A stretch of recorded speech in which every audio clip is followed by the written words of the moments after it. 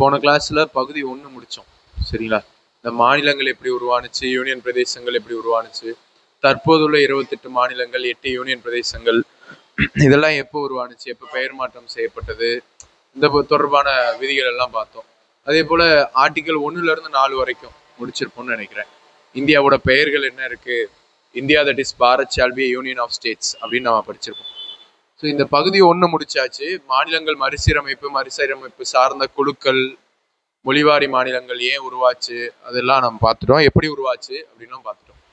இப்போ இந்த கிளாஸ்ல வந்து பகுதி 2 அரசியலமைப்புல நமக்கு 25 பகுதி இருக்கு இல்லையா, 25 பார்ட்ஸ் இருக்கு. அந்த 25 பார்ட்ஸ்ல இன்னைக்கு பார்ட் 2 சிட்டிசன்ஷிப் அப்படின்றது பார்க்க போறோம், குடியுரிமை அப்படின்றது பார்க்க போறோம்.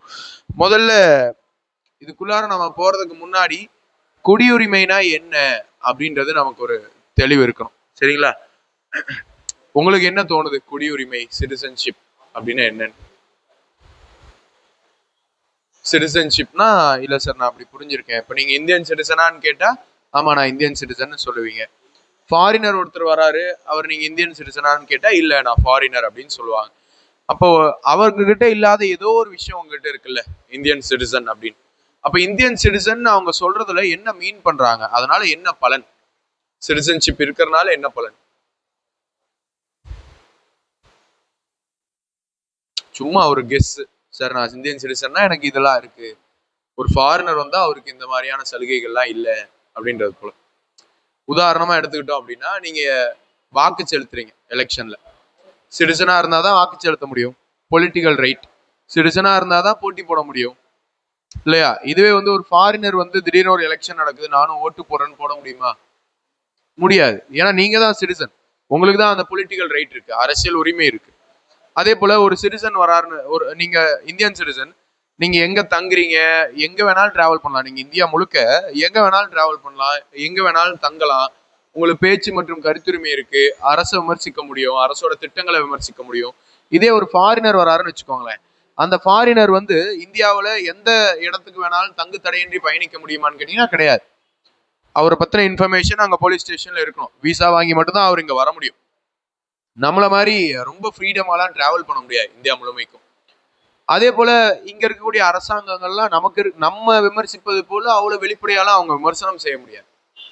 அப்போ சிவில் ரைட், இப்ப நம்ம முன்னாடி பார்த்து பொலிட்டிக்கல் ரைட், நீங்க தான் இங்க ஓட்டு போட முடியும், ஏன்னா நீங்க இந்தியன் சிட்டிசன், அதனாலதான் நீங்க ஓட்டு போடுறீங்க. நீங்க இந்தியன் சிட்டிசனா இருக்கிறதுனாலதான் அரசியல்ல போட்டி போடவும் முடியுது.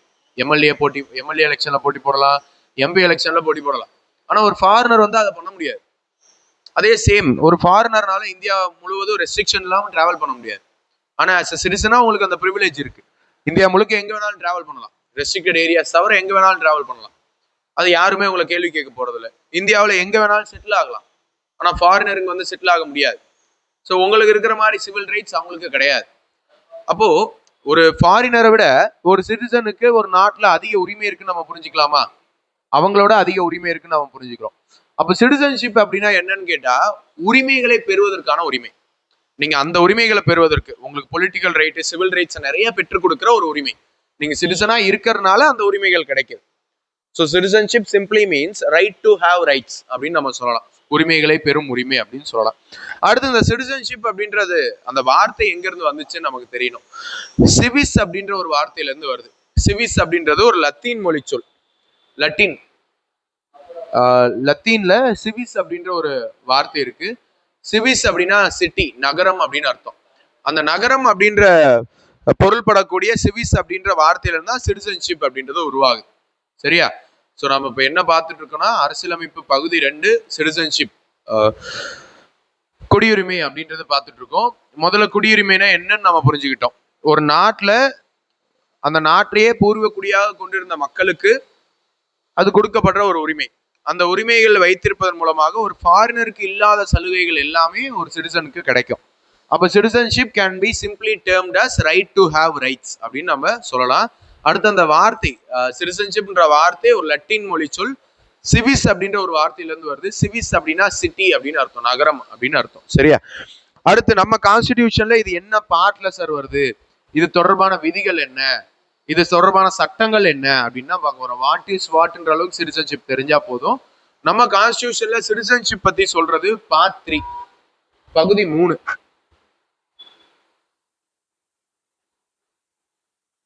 பகுதி 3ல குடியுரிமை பத்தின விஷயங்கள் நம்ம பார்க்குறோம்.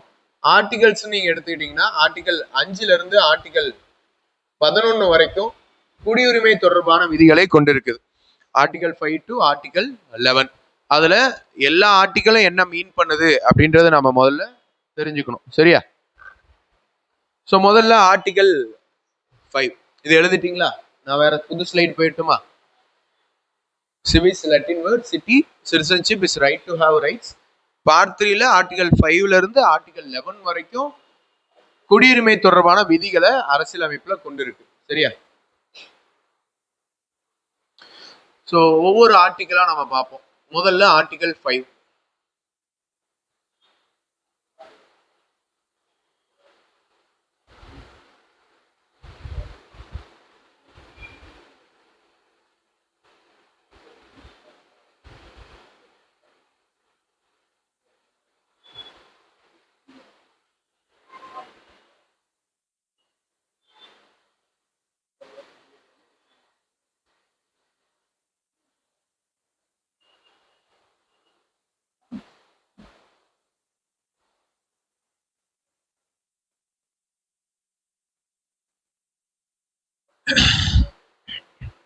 முதல்ல ஓவராலா ஆர்டிகல் 5ல இருந்து 11 என்ன சொல்ல வருது அப்படின்றத நம்ம தெரிஞ்சுப்போம்.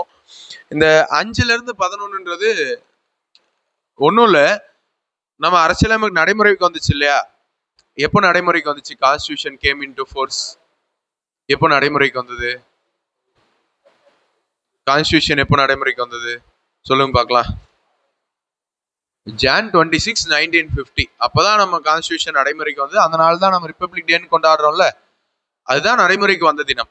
அப்ப ஜனவரி 26, 1950 அப்போ இந்தியாவுல நிறைய பேர் இருந்தாங்க, ஃபாரினர்ஸ் இருந்தாங்க, இந்தியாவை பூர்வகுடியா கொண்டவர்கள் இருந்தாங்க, பாகிஸ்தான் உருவாயிருச்சு. ஸோ பாகிஸ்தானுக்கு போனவங்க இருந்தாங்க, பாகிஸ்தான்ல இருந்து இந்தியாவுக்கு ரிட்டர்ன் வந்தவங்க இருந்தாங்க. அப்போ யாரு இந்தியன் சிட்டிசன் யார் இந்தியன் சிட்டிசன் இல்ல அப்படின்றதே தெரியல. ஸோ அதை கிளியரா டிஃபைன் பண்ண வேண்டிய கட்டாயம் வந்து இருந்தது. Jan 26, 1950 அன்னைக்கு ஃபாரினர் இந்தியாவுக்குள்ள இருக்கான், பிரிட்டிஷ் ஆங்கிலோ இந்தியன்ஸ் இந்தியாவுக்குள்ள இருக்காங்க, இந்தியாவை பூர்வகுடியா கொண்டவங்க இந்தியாவுக்குள்ள இருக்காங்க, பிரிக்கப்பட்ட பாகிஸ்தான்ல இருந்து வந்து ரொம்ப காலமா இங்க இருக்கிறவங்க இந்தியாவுக்குள்ள இருக்காங்க. 1947 பாகிஸ்தான் பிரிஞ்சது. பாகிஸ்தான் பிரிஞ்சதுக்கு அப்புறம் எனக்கு பாகிஸ்தான் வேணான்னு பாகிஸ்தானை பூர்வகுடியா கொண்டு அதை வந்து ரொம்ப காலமா பாகிஸ்தான்ல இருந்தவங்க இந்தியாவுக்கு மைக்ரேட் ஆகி வந்தாங்க. அந்த மாதிரி மைக்ரன்ஸ் நிறைய பேர் இருந்தாங்க. அப்போ ஒரு கிளாரிட்டி இல்லை, யாருக்கு சிட்டிசன்ஷிப் கொடுப்பாங்க யாருக்கு சிட்டிசன்ஷிப் கொடுக்க மாட்டாங்க அப்படின்ற கிளாரிட்டி இல்லை. ஸோ அப்போ அந்த கிளாரிட்டியை கொடுக்கறதுக்காக மட்டுமே ஆர்டிகல் 5ல இருந்து 11 எழுதப்பட்டது.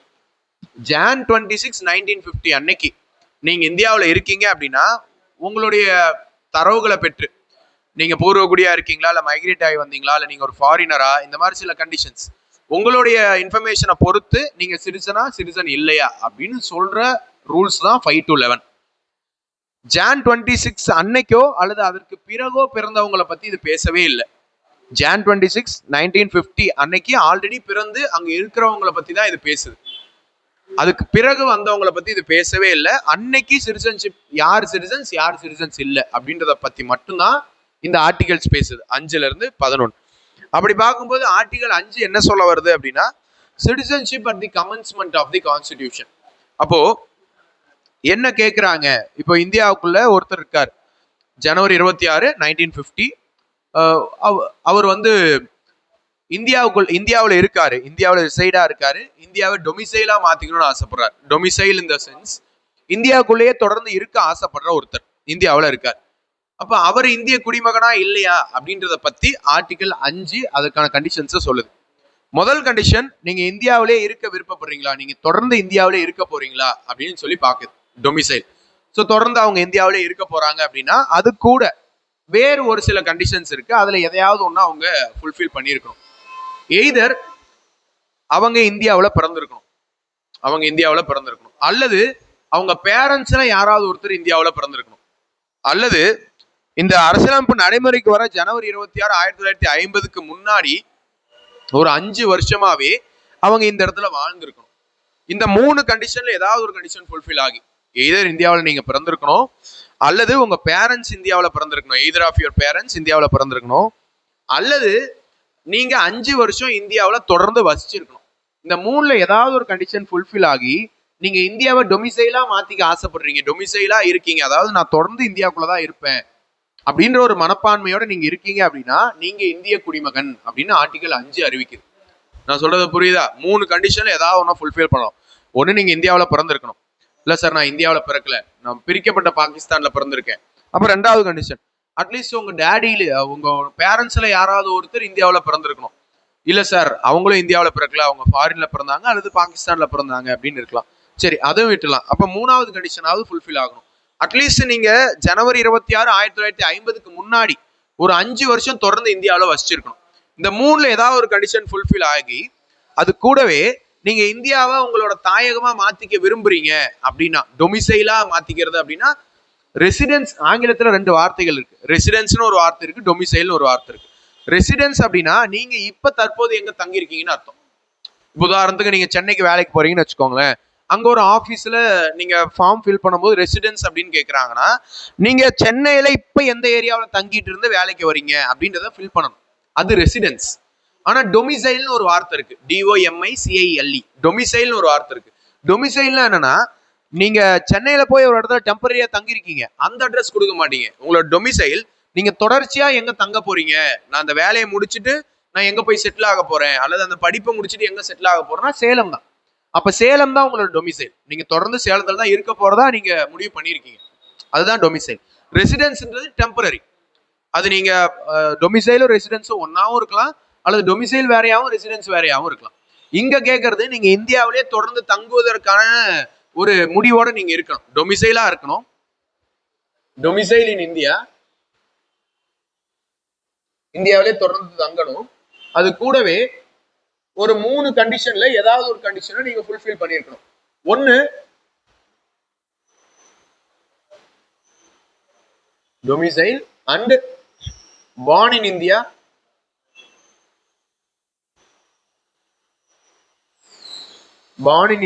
prior to Jan 26, 1950, or either of the parents born in India or residing for 5 years in India prior to the commencement.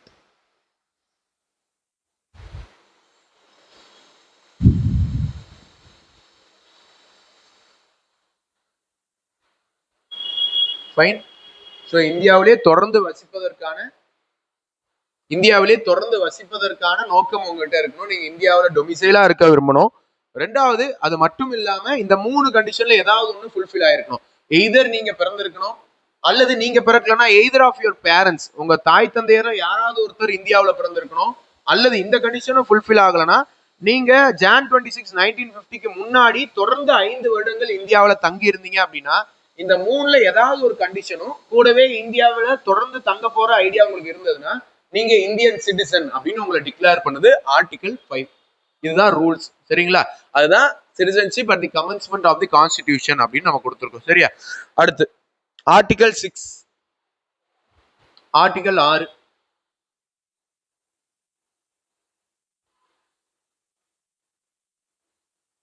Article 6, citizenship of persons who have migrated from Pakistan.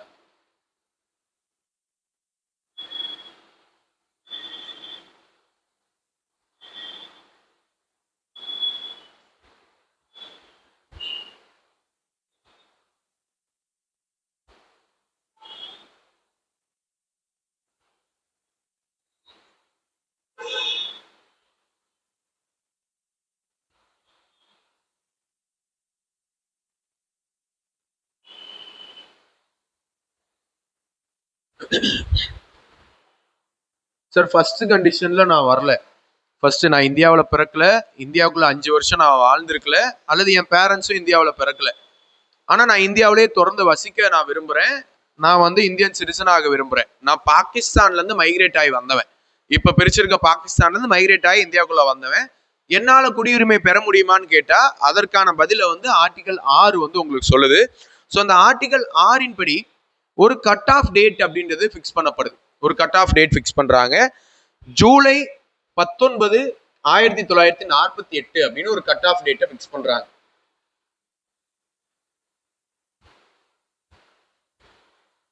July 19 1948.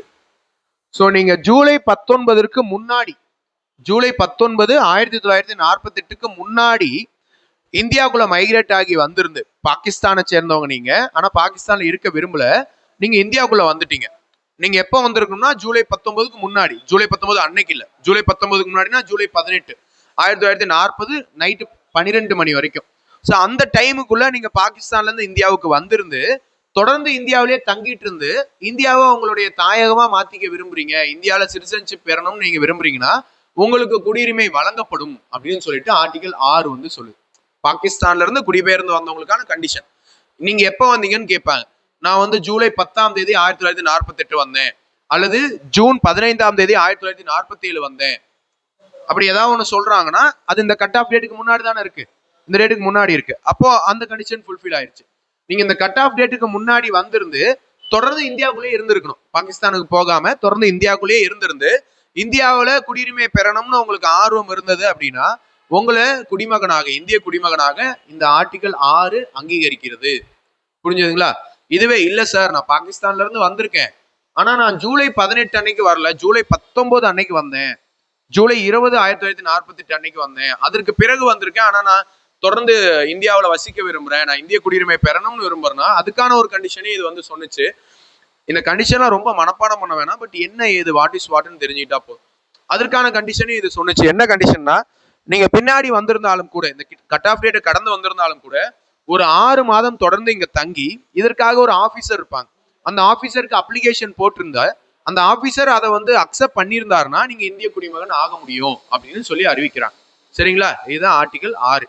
So article 5 வந்து நீங்க இந்தியாவில் டொமிசைலா இருக்கீங்க, இந்தியாவில் வசிச்சிருக்கீங்க, தொடர்ந்து இந்திய குடிமகன் ஆகணும்னு விரும்புறீங்க அப்படின்னா 3 கண்டிஷன்ல ஏதாவது ஒன்றும் ஃபுல்ஃபில் பண்ணியிருக்கணும். நீங்க இந்தியாவில் பிறந்திருக்கணும், அல்லது உங்க பேரண்ட்ஸ் இந்தியாவில் பிறந்திருக்கணும், அல்லது நீங்க 5 வருஷம் தொடர்ந்து இந்தியாவில் வசிச்சிருந்தா ஆர்டிகல் 5 படி நீங்க இந்திய குடிமகன்.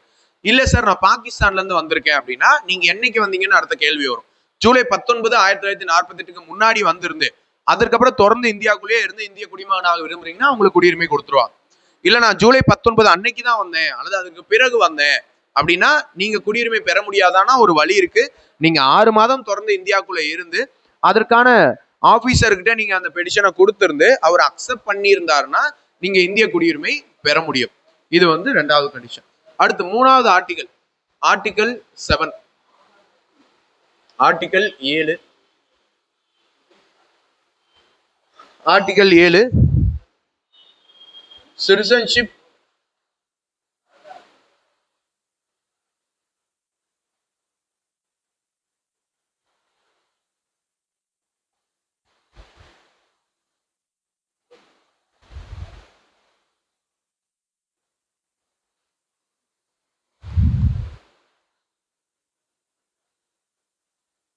migrated to Pakistan. பாகிஸ்தானிற்குள் குடிபெயர்ந்தவர்களுக்கான குடியுரிமை பத்தி ஆர்டிகல் 7 வந்து பேசுது.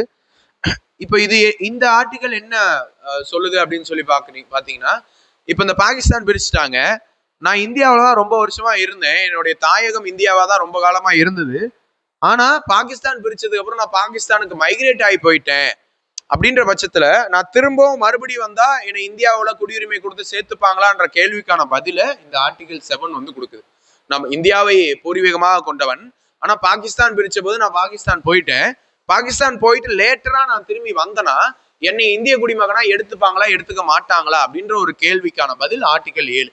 ஸோ அந்த ஆர்டிகல் என்ன சொல்லுது அப்படின்னா, நீங்க எப்ப பாகிஸ்தான்ல இருந்து திரும்ப வந்தீங்க, இந்தியாவில இருந்து மைக்ரேட் ஆகி போயிட்டு எப்ப பாகிஸ்தான்ல இருந்து திரும்ப வந்தீங்க அப்படின்ற கேள்வி. நீங்க இந்தியாவில இருந்து மார்ச் 1 1947க்கு பிறகு மார்ச் 2ஆம் தேதியோ 3ஆம் தேதியோ ஜூன் மாசமோ நீங்க மைக்ரேட் ஆகி பாகிஸ்தானுக்கு போயிருந்தீங்கன்னா திரும்ப வந்தாலும் உங்களுக்கு குடியுரிமை வழங்கப்படாது. மார்ச் 1க்கு முன்னாடி போயிருந்தீங்க, மைக்ரேட் ஆகி போயிருந்தீங்கன்னா பிரச்சனை இல்லை, மைக்ரேட் ஆகி போயிட்டு திரும்ப வந்துட்டீங்கன்னா பிரச்சனை இல்லை. ஆனா மார்ச் 1க்கு பிறகு, மார்ச் 1 1947க்கு பிறகு, மார்ச் 1 1947 இதற்கு பிறகு நீங்க பாகிஸ்தானுக்கு மைக்ரேட் ஆகி போயிட்டு மறுபடியும் இந்தியாவுக்குள்ள வந்தீங்கன்னா உங்களுக்கு குடியுரிமை கிடையாதுன்னு சொல்லுது. அதற்கு முன்னாடியே போயிட்டு வந்திருந்தீங்கன்னா ஒரு பிரச்சனையும் இல்லை. ஏன்னா இந்த டைம்ல கிளியரா தெரிஞ்சு போச்சு பாகிஸ்தான் ஒன்று உருவாக போகுதுன்னு தெரிஞ்சு போச்சு. அப்ப நீங்க பாகிஸ்தானை உங்க தாயகமாக்கணும்னு விரும்பிதான் அங்க போயிருக்கீங்க. இப்ப நாளைக்கு நீங்க இந்தியாவுக்கு திரும்ப வரீங்கன்னா எந்த நோக்கத்துக்காக வரீங்கன்னு தெரியாது. அது வேற என்ன காரணம் வேணாலும் இருக்கலாம். ஸோ செக்யூரிட்டி ரீசன்ஸ் இருக்கும். அதனால நான் இந்தியாவை தான் பூர்வீகமா கொண்டு இருந்தேன். நான் பாகிஸ்தான்ல மைக்ரேட் ஆகி போய் கொஞ்ச நாள் இருந்தேன். நான் இப்ப 1949 வந்திருக்கேன், எனக்கு குடியுரிமை கொடுங்க அப்படின்னா கொடுக்க மாட்டாங்க. ஏன்னா நீ மார்ச் 1க்கு பிறகு போயிருக்க கிடையாது. சில விதிவிலக்குகள் இருக்கும். இதுக்காக சில ஆபீசர்ஸ் போட்டிருப்பாங்க, விசாரணை 6 மாதம் இருந்து அப்ளிகேஷன் போட்டா கொடுக்க முடியுமானா கொடுக்கலாம். ஆனா ஜென்ரலா பாத்தீங்கன்னா மார்ச் 1க்கு பிறகு நீங்க பாகிஸ்தான் போயிட்டு திரும்ப வந்திருந்தீங்கன்னா நீங்க குடிமகனாக அங்கீகரிக்கப்பட மாட்டீங்க ஆஸ் பர் ஆர்டிகல் 7. சரியா? அடுத்த article 8.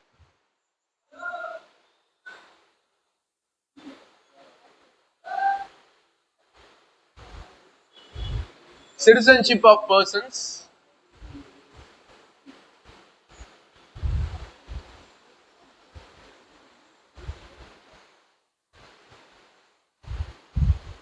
of Indian origin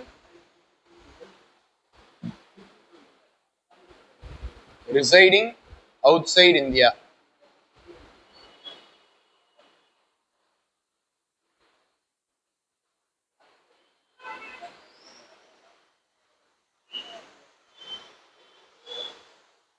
Citizenship of person of Indian origin residing outside India.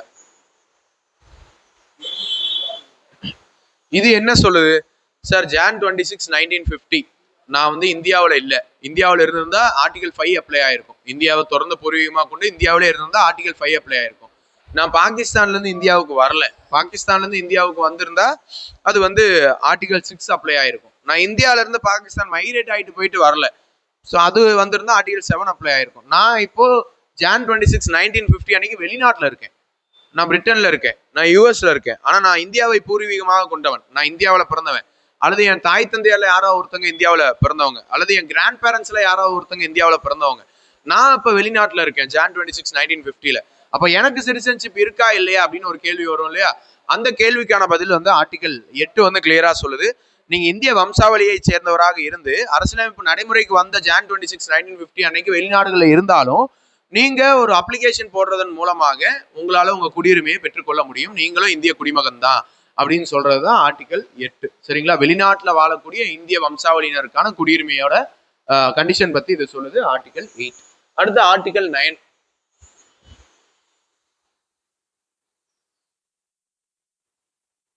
Article 9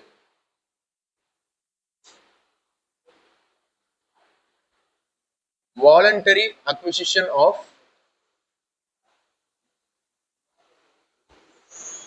foreign citizenship.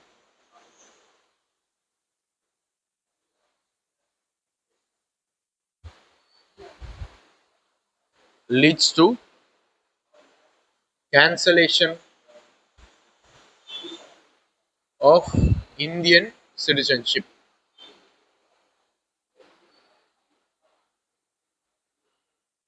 Sir நான் இந்தியன் தான், ஆனா வந்து நான் வேறு நாட்டோட குடியுரிமையை பெற்றுட்டேன். அப்ப என்னால ஒரே டைம்ல நான் வெளிநாட்டோட குடியுரிமையும் இந்திய குடியுரிமையும் ஒரே டைம்ல வச்சிருக்க முடியுமானா அது முடியாது அப்படின்னு சொல்லிட்டு ஆர்டிகல் 9 அப்படின்றது சொல்லுது. சரிங்களா? ஆர்டிகல் 9 என்ன சொல்லுதுன்னா, நீங்க இந்தியாவை பூர்வீகமாக கொண்டவர்கள் ஆர்டிகல் 5, 6, 7, 5, 6, 8 இதன் அடிப்படையில உங்களுக்கு குடியுரிமை கொடுக்க முடியும். அதன் ஏதாவது ஒரு கண்டிஷன்ல. ஆனா நீங்க வெளிநாட்டுல போய் குடியுரிமை வாங்கிட்டீங்கன்னு வச்சுக்கோங்களேன், நீங்க இந்திய குடியுரிமை வாங்கியிருந்தாலும் உங்க குடியுரிமை ரத்தாயிரும்.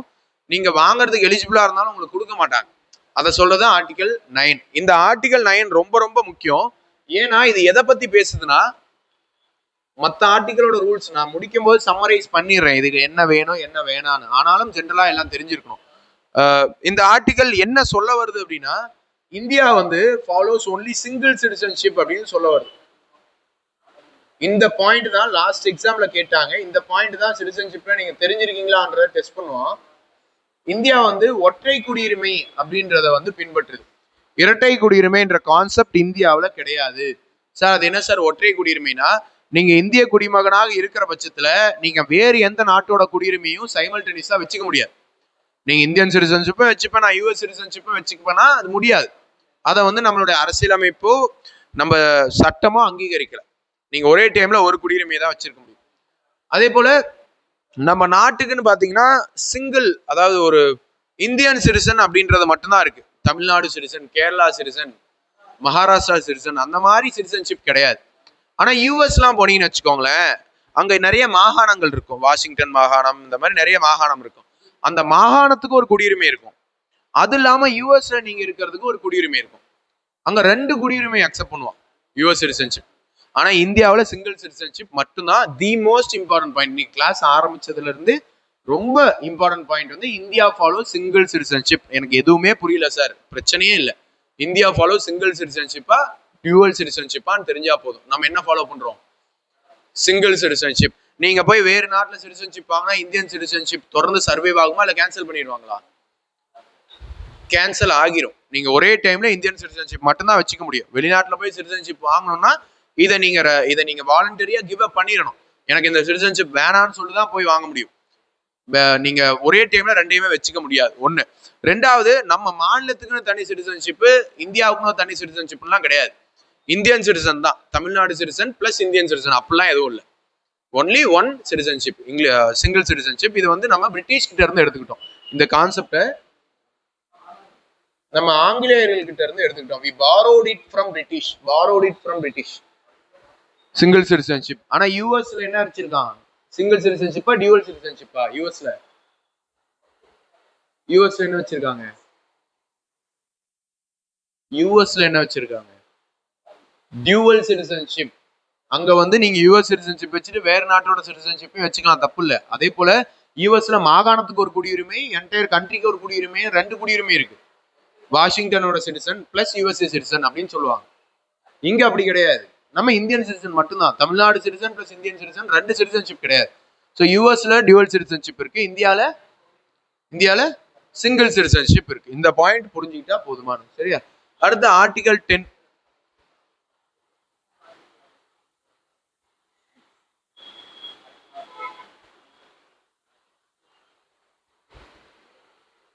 Continuance of citizenship.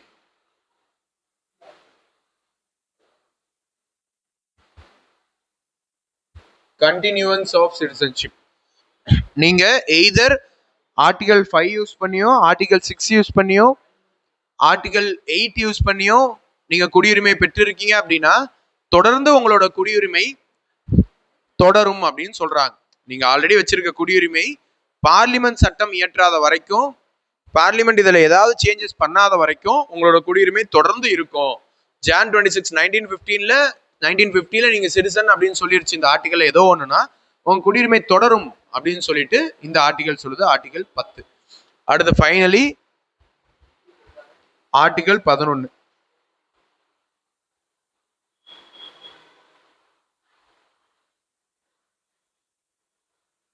Power of parliament to make laws on citizenship.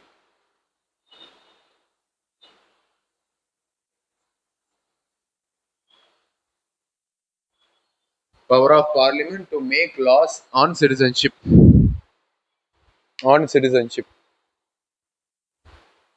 எழுதிங்களா?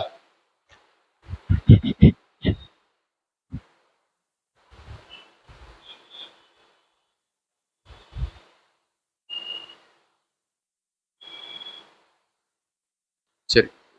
கொஞ்சம் ஆக்சுவலா பாலிட்டியில கொஞ்சம் கஷ்டமா இருக்கிற மாதிரி ஒரு டாபிக்னா இந்த குடியுரிமை தான்.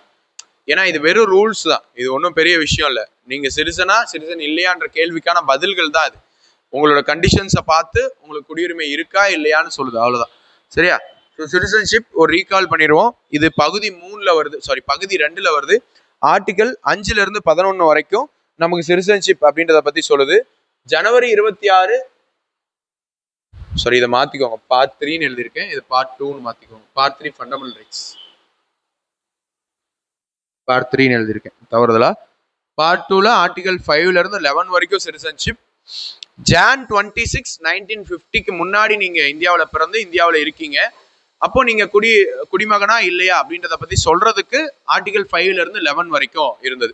ஆர்டிகல் 5 அரசியலமைப்பு நடைமுறைக்கு வந்தபோது குடியுரிமை.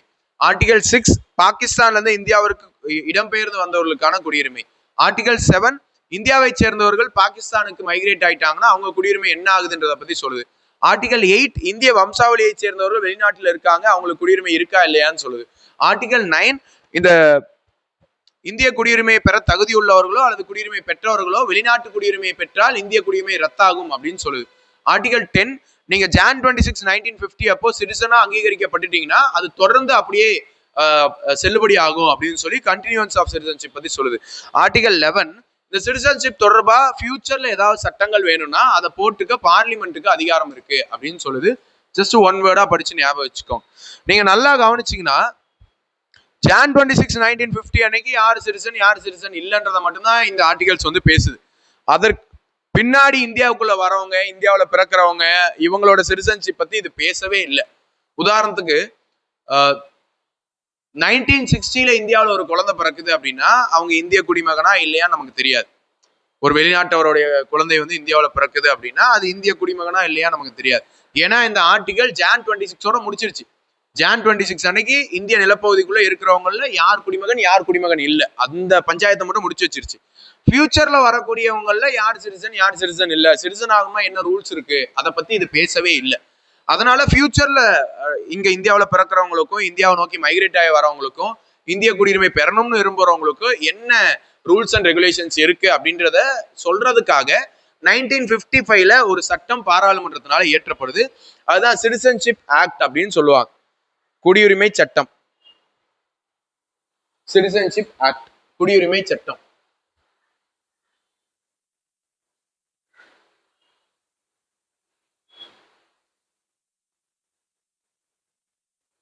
சிட்டிசன்ஷிப் ஆக்ட், குடியுரிமை சட்டம். இந்த குடியுரிமை சட்டம் 1955 1955 அன்னைக்கு கொண்டு வரப்பட்டது. 1955ல சிட்டிசன்ஷிப் ஆக்ட் வந்து கொண்டு வந்தார். இந்த சிட்டிசன்ஷிப் ஆக்ட் படி குடியுரிமை பெறுவதற்கு 5 வழிகள் இருப்பதாக இது வந்து குறிப்பிடுது. For gaining citizenship,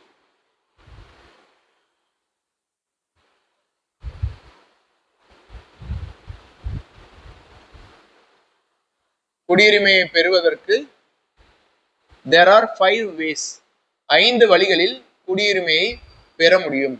There are 5 ways of gaining citizenship அப்படின்னு சொல்லுது. ரொம்ப ஈஸியா கேள்வி கேட்கணும், ஒரு குரூப் 4 லெவல்ல கேள்வி கேட்கணும்னா இதுதான் கேள்வியா இருக்கும். குடியுரிமை சட்டம் என்ன வருஷம்னு கேட்பான், 1955. இந்த குடியுரிமை சட்டத்தின்படி எத்தனை வழிகள்ல நம்ம சிட்டிசன்ஷிப்பை பெற முடியும் அப்படின்னு சொல்லி கேட்டாங்கன்னா எத்தனை வழிகள்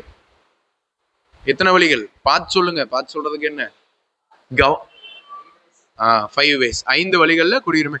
ஏன்னா நமக்கு இங்க கவனிக்கணும் சரிங்களா. இப்போ ஒரு சில 5ல இருந்து 11 நான் ஏன் உங்களை கேள்வி கேட்கலன்னா அது கொஞ்சம் காம்ப்ளிகேட்டடான இடம், அது அவ்வளவா கேள்வியாவே வராது. இது டைரக்டாவே என்ன வருஷம் எத்தனை வழிகள் அப்படின்னு கேட்டா பார்த்து சொல்ற அளவுக்காவது இருக்கணும் சரியா. 5 வழிகள்ல குடியுரிமையை பெற முடியும் அப்படின்னு சொல்லுது. அது என்ன சார் 5 வழிகள் அப்படின்னா, முதல்ல பை பர்த், பிறப்பின் அடிப்படையில குடியுரிமையை பெறுவது. பிறப்பின் அடிப்படையில் குடியுரிமை அப்படின்றது first condition, by birth. Most of the இப்ப நம்ம எல்லாருமே இந்த பிறப்பின் அடிப்படையிலான குடியுரிமைக்குள்ளதான் வரும். மோஸ்ட் ஆஃப் தி நம்ம இங்க இருக்கவங்க பிறப்பின் அடிப்படையிலான குடியுரிமைன்ற கண்டிஷனுக்குள்ளதான் வரும். இந்த பிறப்பின் அடிப்படையிலான குடியுரிமைன்றது 1955 ஆக்ட் போட்டப்போ வேற மாதிரி இருந்தது. லேட்டரா ஒரு 2 முறை இதை வந்து திருத்திருக்காங்க. இந்த 1955 ஆக்ட் வந்தப்ப ஒரு கண்டிஷன் ஒன்று சொன்னான். என்ன கண்டிஷன் அப்படின்னா, ஜான் 26 1950 1950 அன்னைக்கோ, ஆன் ஜான் 26 1950 அன்னையில இருந்து ஜூன் 30 1987, ஜான் 26 1950ல இருந்து ஜூன் 30 1987 வரைக்கும் இந்தியாவுக்குள்ள பிறந்திருந்தாலே அவங்க இந்திய குடிமகன் தான் அப்படின்னு இது வந்து சொன்னிச்சு. இந்தியா அவங்க பேரண்ட்ஸ் எந்த நாட்டை சேர்ந்தவங்களா இருந்தாலும் பிரச்சனை இல்லை. அவங்க பேரண்ட்ஸ் வந்து யூஎஸ் பீப்புளா இருக்கலாம், அல்லது பிரிட்டிஷ் பீப்புளா இருக்கலாம், பிரிட்டன்ல இருந்து வந்திருக்கலாம், ஜெர்மனில வந்திருக்கலாம், பிரான்ஸ்ல இருந்து வந்திருக்கலாம், சுவிஸ்ல இருந்து வந்திருக்கலாம், பிரச்சனையே இல்லை. இந்திய மண்ணுல ஒரு குழந்தை பிறந்துருச்சா அதற்கு இந்திய குடியுரிமைன்றது வழங்கப்படும். இன்னைக்கு வரைக்கும் யூஎஸ்ல இந்த கண்டிஷன் தான். யூஎஸ்ல பிறந்துட்டாவே அவங்களுக்கு சிட்டிசன்ஷிப் கொடுத்துருவாங்க. அந்த குழந்தையோட தாய் தந்தையர் என்ன கண்ட்ரியா இருந்தாலும் சரி, அவங்களுக்கு சிட்டிசன்ஷிப் இருக்கா இல்லையான்லாம் பார்க்க மாட்டான். அந்த குழந்தை யூஎஸ் மண்ணுல பிறந்துருச்சுன்னா அந்த குழந்தைக்கு யூஎஸ் சிட்டிசன்ஷிப் கிடைச்சிரும். இதே மாதிரியான ஒரு ரூல்ஸ் தான் நம்ம சட்டம் 1955 சட்டம் போட்ட பொழுது Jan 26, 1950 அன்னைக்கோ, June 30, 1987 அன்னைக்கு வரைக்கும் இந்திய நிலப்பரப்புல எந்த குழந்தை பிறந்திருந்தாலும் அந்த குழந்தைக்கு குடியுரிமை வழங்கப்பட்டது. இதை அந்த கண்டிஷனை வச்சிருந்தோம். ஆனா லேட்டரா இதை வந்து மாத்தினாங்க. எப்ப மாத்துறாங்க அப்படின்னா, ரெண்டாவது கண்டிஷன் வர ஆரம்பிச்சது ஜூலை 1, 1987 இருந்து டிசம்பர் 2, 2004 வரைக்கும். ஜூலை 1, 1987 இருந்து டிசம்பர் 2, 2004 வரைக்கும் ஒரு கண்டிஷன் மாறுது. மோஸ்ட்லி நம்ம எல்லாரும் இந்த இதுக்குள்ள நம்ம பிறந்திருக்கிறதுக்கான வாய்ப்புகள் அதிகம். ஸோ இந்த டைம் பீரியட்ல இப்போ என்ன சொல்றாங்க அப்படின்னா, நீங்க இந்த டைம் பீரியட்ல பிறந்திருக்கீங்க, இந்தியாவுக்குள்ள பிறந்திருக்கீங்கன்னா பிறந்திருக்கிறத மட்டுமே கண்டிஷனா வச்சு குடியுரிமை கொடுக்க மாட்டோம், உங்க பேரண்ட்ஸோட சிட்டிசன்ஷிப் ஸ்டேட்டஸை பார்ப்போம் அப்படின்னு சொல்றாங்க. அப்போ உங்க பேரண்ட்ஸ்ல எய்தர் ஆஃப் யுவர் பேரண்ட்ஸ், உங்க தாய் தந்தையர்ல யாராவது ஒருத்தர் இந்திய குடிமகனாக இருந்தா மட்டும்தான் நீங்க இந்தியாவில் பிறந்ததை அங்கீகரிச்சு உங்களுக்கு குடியுரிமை கொடுப்பாங்க. நான் சொல்றது புரியுதா? நம்ம குடியுரிமை பெறுவதற்கு 5 வழிகள் இருக்கு. முதல் வழி பிறப்பின் அடிப்படையிலான குடியுரிமை, பை பர்த். 1950 Jan 26 அன்னையில இருந்து June 30, 1987 வரைக்கும் இந்திய நிலப்பகுதியில ஒரு குழந்தை பிறந்துட்டாவே அந்த குழந்தைக்கு என்ன கொடுத்துருவாங்க? சிட்டிசன்ஷிப் கொடுத்துருவாங்க. வேற எந்த கண்டிஷனும் பார்க்க மாட்டாங்க. அவங்க ஃபாதர் பத்தியோ மதர் பத்தியோ என்ன கண்டிஷனும் பார்க்க மாட்டாங்க. ஆனா இது வந்து ஒரு சேஞ்ச் ஆகுது பின்னாடி. ஜூலை 1, 1987 அன்னையில இருந்து அல்லது அதற்கு பிறகு டிசம்பர் 2, 2004 இந்த டேட்குள்ள ஒரு குழந்தை இந்தியாவில் பிறந்திருந்துச்சு அப்படின்னா அப்போ அவங்க தாய் தந்தையோட சிட்டிசன்ஷிப் ஸ்டேட்டஸை பார்ப்பாங்க.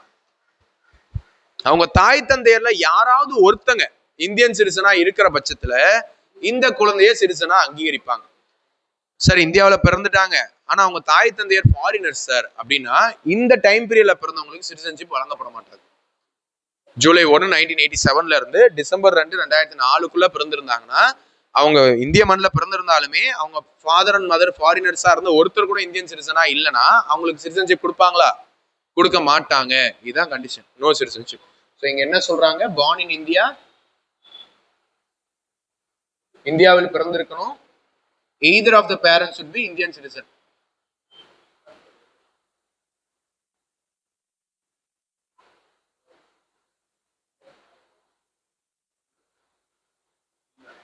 Either of the parents should be Indian citizen. இந்த கண்டிஷன் இருந்தது. அதுக்கப்புறம் லேட்டரா இப்ப பிரசன்ட்ல என்ன சார் கண்டிஷன் இருக்கு? இந்தியாவில் ஒரு குழந்தை பிறக்குது, அது சிட்டிசனா இல்லையான்னு தெரிஞ்சுக்க பிரசன்ட்ல என்ன கண்டிஷன் இருக்கு அப்படின்னு நீங்க எடுத்துக்கிட்டீங்கன்னா December 3, 2004,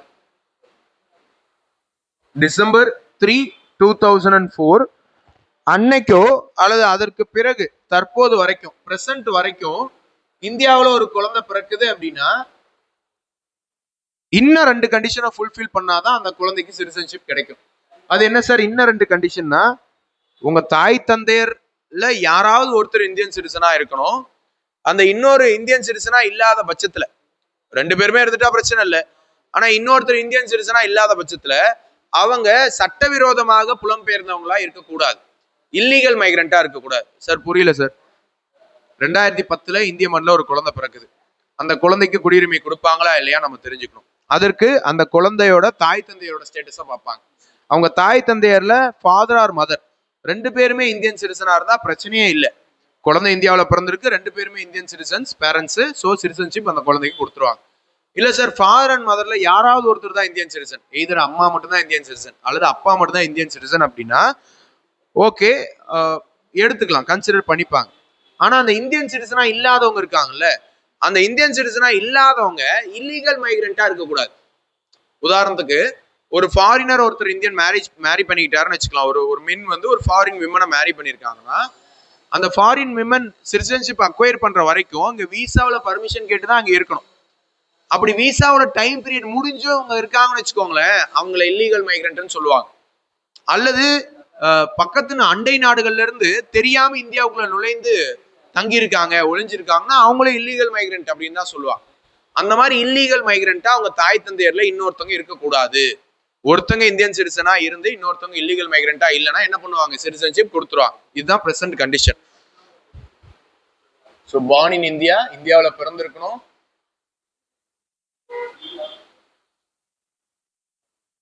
Either of the Indian parents should be the Indian citizen.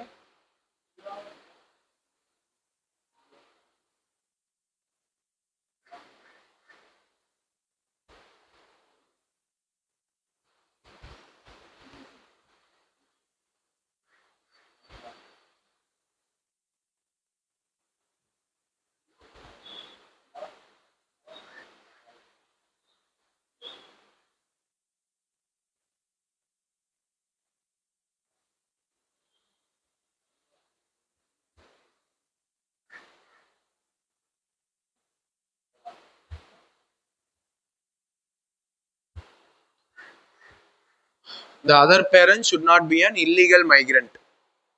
இன்னொரு பேரண்ட் வந்து சட்டவிரோதமாக புலம்பெயர்ந்தவராக இருத்தல் கூடாது.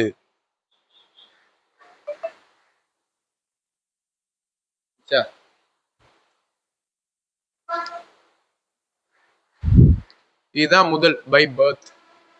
அடுத்து இரண்டாவது வழி பை டிசென்ட், வம்சாவளியின் அடிப்படையில் குடியுரிமை. பை டிசென்ட், வம்சாவளியின் அடிப்படையில் குடியுரிமை. வம்சாவளியின் அடிப்படையில் குடியுரிமைனா ஒன்றும் இல்லை, நீங்க இந்தியாவில் பிறக்கல, அப்ப நான் குடியுரிமை பெற முடியாதா சார்னு கேட்டா, உங்களுடைய தாய் தந்தையர் இந்திய குடிமகனாக இருந்தா நீங்க குடியுரிமை பெறலாம் அப்படின்னு சொல்லிட்டு இந்த கண்டிஷன் வந்து இந்த சட்டத்தின்படி சொல்லுது. 1955 சிட்டிசன்ஷிப் ஆக்ட் வந்து சொல்லுது.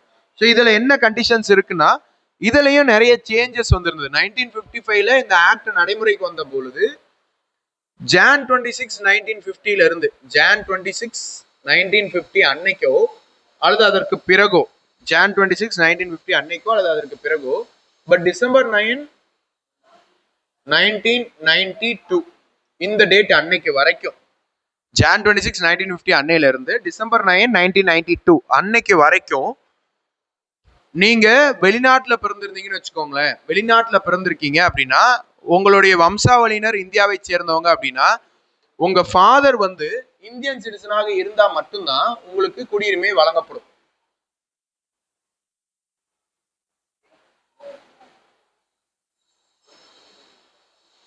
ஃபாதர் இந்தியன் சிட்டிசனாக இருந்தா மட்டும்தான் உங்களுக்கு குடியுரிமை வழங்கப்படும். மதரோட ஸ்டேட்டஸை பார்க்க மாட்டாங்க. நீங்க வெளிநாட்டுல பிறந்திருக்கீங்க, உங்க ஃபாதர் அண்ட் மதர் யாருன்னு பார்ப்பாங்க. உங்க ஃபாதர் வந்து இந்தியன் சிட்டிசனா இருந்தா உங்களுக்கும் இந்தியன் சிட்டிசன்ஷிப் கொடுத்துருவாங்க. இல்ல மதர் தான் இந்தியன் சிட்டிசன்னா கொடுக்க மாட்டாங்க. எப்ப காலகட்டம் வரைக்கும்னா, இந்த டைம் பீரியட்ல பிறந்திருந்தா, வெளிநாட்டுல ஒரு குழந்தை பிறந்திருந்தா இந்திய வம்சாவளி குழந்தை. இதே வந்து பின்னாடி December 10, 1992, December 10, 1992 இருந்து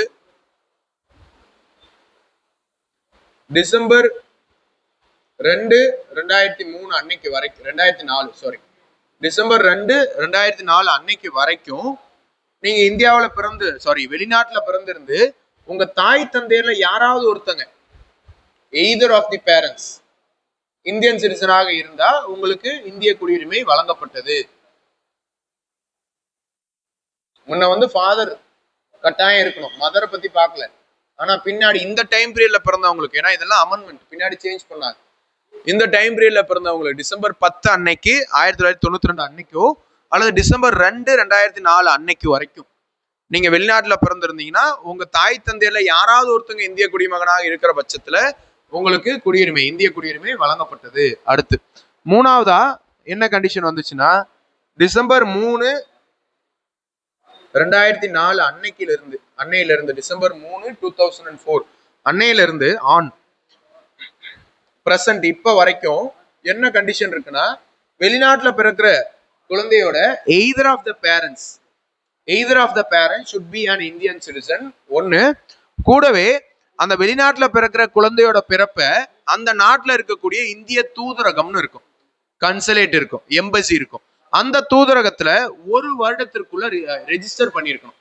இந்த மாதிரி நாங்க இந்தியன் சிட்டிசன்ஸ், நாங்க வெளிநாட்டுல இருக்கோம், எங்களுக்கு இங்க ஒரு குழந்தை பிறந்திருக்கு, இந்த குழந்தைக்கு இந்திய குடியுரிமை வேணும் அப்படின்னு சொல்லிட்டு நீங்க எந்த நாட்டுல இருக்கீங்களோ அந்த நாட்டுல இருக்கக்கூடிய இந்திய வெளியுறவகத்துல இந்த குழந்தை பிறந்ததுல இருந்து ஒரு வருஷத்துக்குள்ள ரெஜிஸ்டர் பண்ணியிருக்கணும்.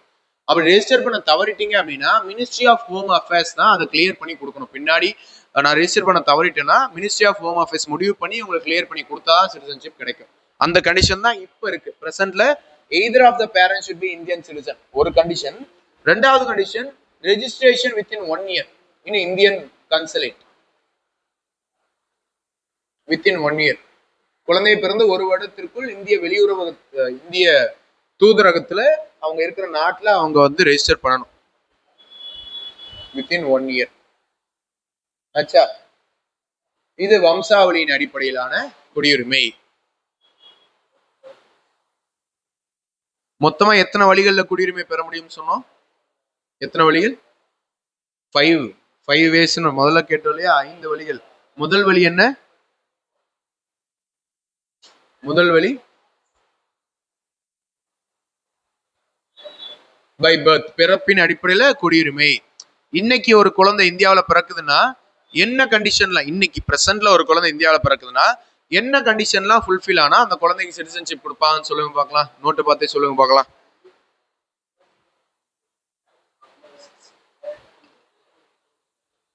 இல்ல இன்னைக்கு அந்த கண்டிஷன் நான் கேட்கல.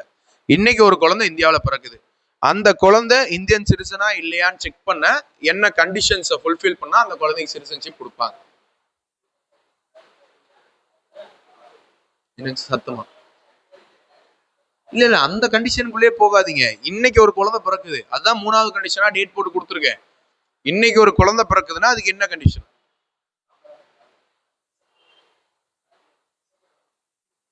டேட்ஸ்க்கு இதுக்கு சம்மந்தமே இல்லை. நான் டேட்ஸ் என்ன கொடுத்துருக்கேன்னா உங்களுக்கு புரியலையா? அது இங்க நான் டேட்ஸ் எது கொடுத்துருக்கேன்னா இந்த காலகட்டத்தில் பிறந்த குழந்தைங்களுக்கு இந்த கண்டிஷன், இந்த காலகட்டத்தில் பிறக்கிற குழந்தைங்களுக்கு கண்டிஷன்ஸ் இது, இந்த காலகட்டத்தில் பிறக்கிற குழந்தைங்களுக்கு கண்டிஷன்ஸ் அதுன்னு சொல்லியிருந்தேன். நீங்க இந்த 3 டைம் பீரியட்ல எப்ப பிறந்தீங்க நீங்க சொல்லுங்க பார்க்கலாம். இந்த 3 டைம் லைன்ல எந்த டைம் லைன்ல நீங்க பிறந்தீங்க? 2001ல பிறந்திருக்கீங்க. அப்ப இது எந்த டைம் லைன்ல வரும்? இந்த 2வது டைம் லைன்ல வரும். 2001ல தானே பிறந்திருக்கீங்க, அப்ப இந்த 2வது டைம் லைன்ல வரும். 2001ல பிறந்திருக்கீங்கன்னா நீங்க இந்திய குடிமகனா இல்லையான்னு பாக்குறது சில கண்டிஷன்ஸ் ஃபுல்ஃபில் பண்ணணும்னு சொன்னல, அந்த கண்டிஷன்ஸ் அது கீழே எழுதிருக்கோம்ல. என்ன கண்டிஷன்ஸ் ஃபுல்ஃபில் பண்ணதுனால நீங்க இந்தியன் சிட்டிசன் ஆயிருக்கீங்க?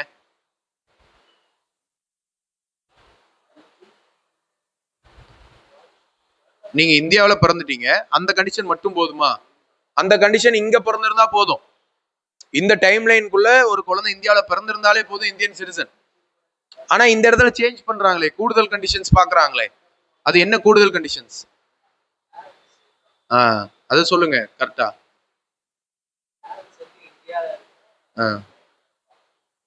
பேரண்ட்ஸ் இந்தியன் சிட்டிசனா இல்லையான்னு பார்ப்பாங்க. நீங்க இந்தியாவில் இந்த டைம் லைன்ல பிறந்திருக்கீங்கன்னா இதுதான் condition. born in India first tick. 2வது tick either of the parents should be Indian citizen. உங்க தாய் தந்தையர்ல யாராவது ஒருத்தர் இந்தியன் சிட்டிசனா இருந்திருக்கணும். 2 பேருமே இந்தியன் சிட்டிசன் தான், அதனால பிரச்சனை இல்லை, உங்களுக்கு சிட்டிசன்ஷிப் கொடுத்துட்டாங்க. புரியுதுங்களா? இதுவே வந்து டிசம்பர் 3, 2004 அன்னைக்கோ அதுல இருந்து பிரசன்ட் இன்னைக்கு வரைக்கும் இன்னைக்கு ஒரு குழந்தை பிறந்தா கூட அவங்களுக்கு ஒரு 3 கண்டிஷன் பார்ப்பாங்க. இந்தியாவில் பிறந்திருக்கா இல்லையா? 1, இந்தியாவில் பிறந்துருச்சு. 2வது கண்டிஷன் அவங்க தாய் தந்தையர்ல 2 பேருமே இந்திய குடிமகன்னா பிரச்சனை இல்லை, குடியுரிமை கொடுத்துருவாங்க. இல்ல ஒருத்தர் மட்டும் தான் இந்திய குடிமகன் அப்படின்னா இன்னொருத்தவங்க யாருன்னு பார்ப்பாங்க. இன்னொருத்தவங்க யாரா இருக்கக்கூடாதுன்னு நீங்க எழுதியிருக்கோம். born in India either of the parents should be an Indian citizen. இன்னொருத்தவங்க என்னவா இருக்கக்கூடாது? சத்தமா